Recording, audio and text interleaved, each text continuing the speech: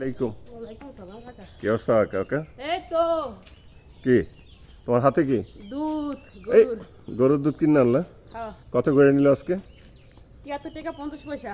73 টাকা 50 পয়সা। অর্থাৎ কয় কেজি কিনছো? 3 কেজি। 3 কেজি কত টাকা নিছে? 230 টাকা। 230 টাকা। আদর, হ্যাঁ, যাক তোমার হাতে গরুর দুধ দেখে একটা কথা মনে পড়লো। বলেন। তো তোমাকে প্রশ্ন করেই ফেলি। তুমি বলো, গরুর দুধ খাঁটি না খাঁটি গরুর দুধ? গরুর দুধ খাঁটি। তা যদি গরু খাঁটি না হয় তো খাঁটি গরুর দুধ দিব কেমন হইব?